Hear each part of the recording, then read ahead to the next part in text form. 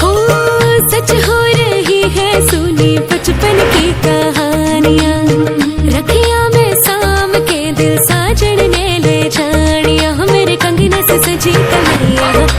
तक ओनू मर जाइया, रचे है मेहंदी